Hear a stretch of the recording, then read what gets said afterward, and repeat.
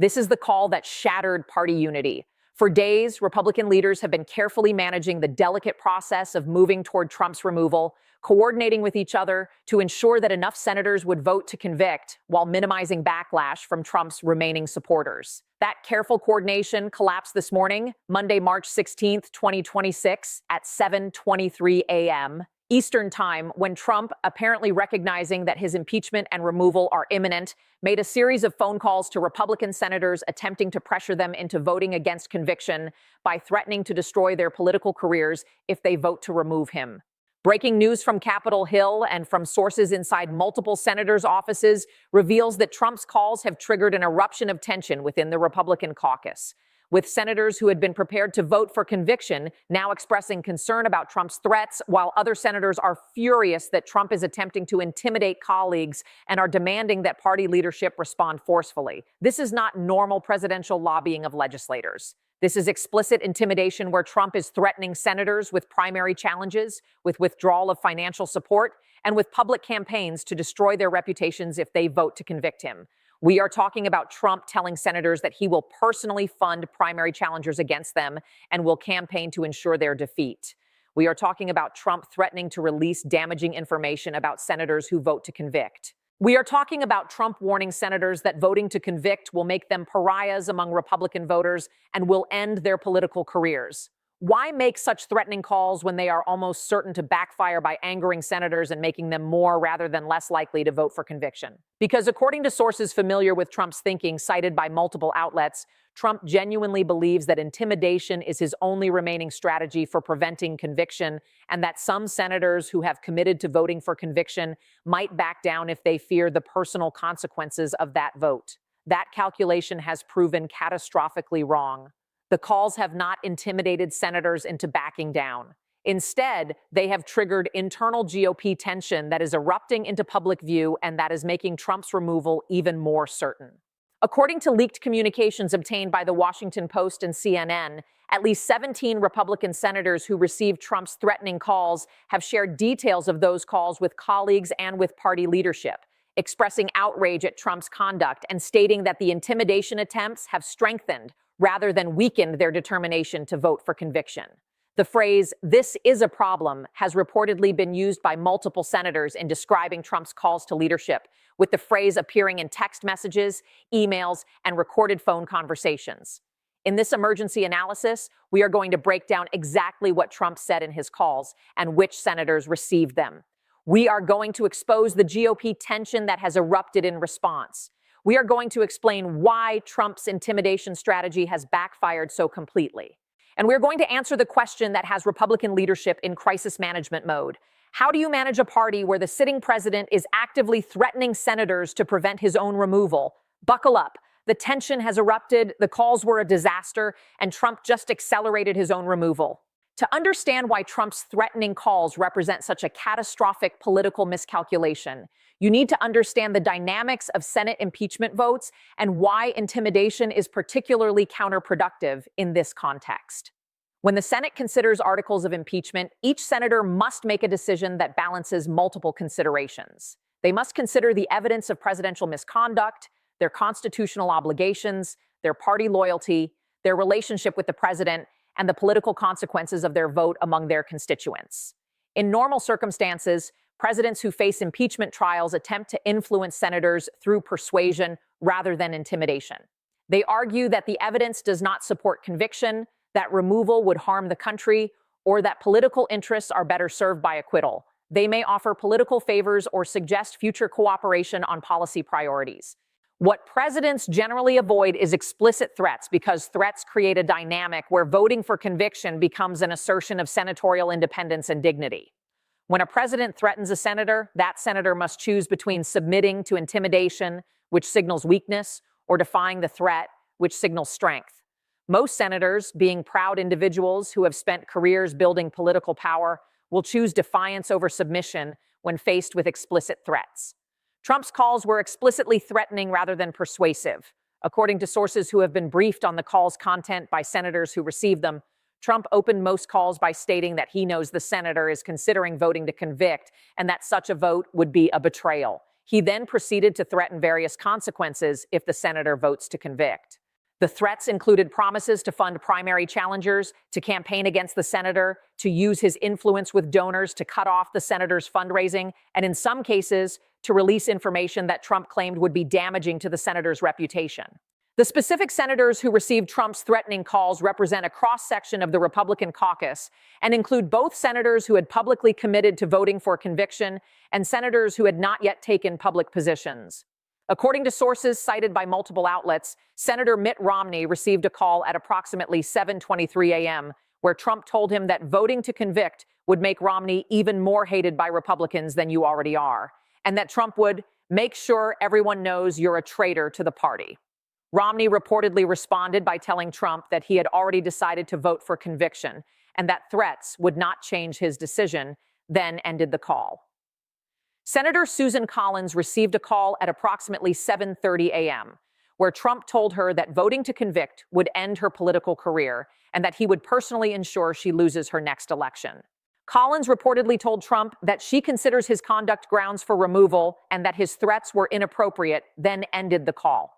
Senator Lisa Murkowski received a similar call where Trump told her she would face a primary challenge if she votes to convict. Murkowski reportedly told Trump that Alaska voters want senators who exercise independent judgment and that his threats only confirmed her view that he is unfit for office. Senator John Thune, the Senate Republican whip, received a call where Trump accused him of organizing the effort to secure conviction votes and threatened to have him removed from leadership positions. Thune reportedly told Trump that senators are making their own decisions based on evidence and constitutional obligations, not based on any organized effort, and that Trump's threats were counterproductive.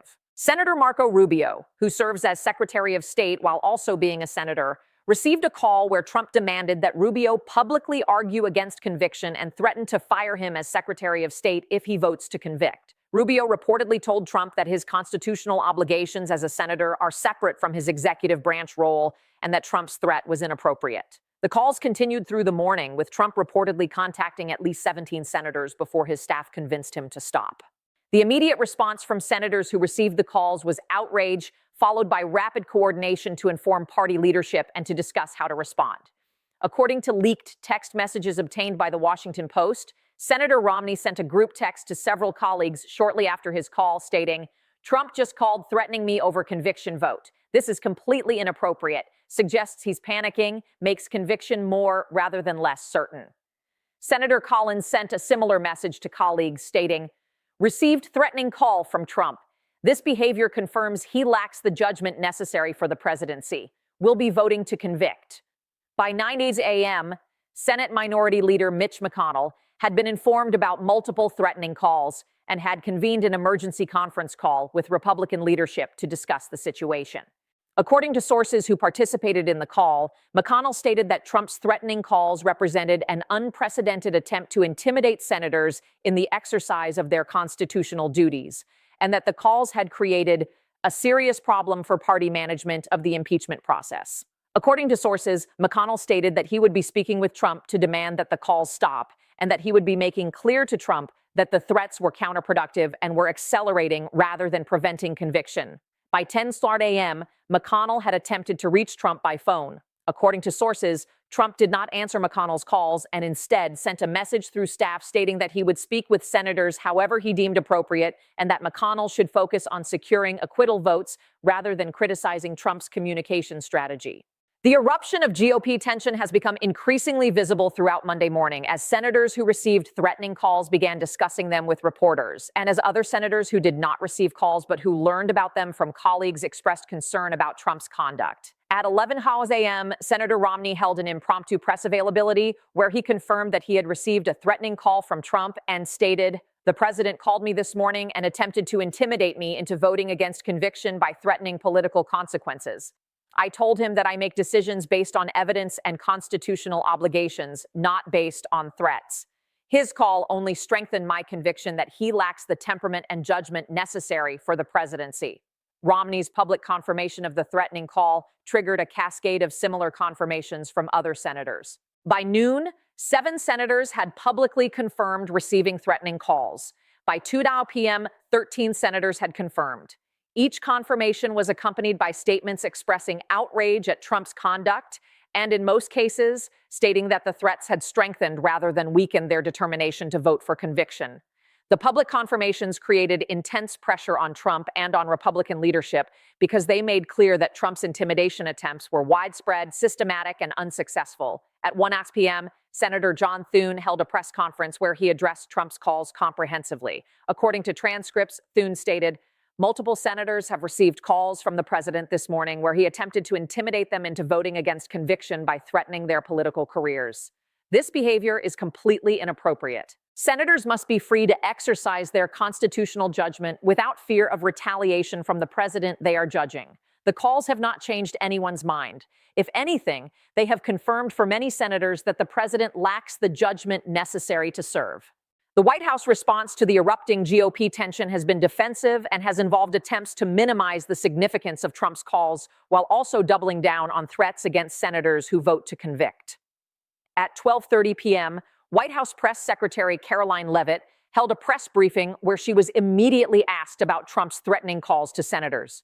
Leavitt attempted to characterize the calls as normal presidential outreach.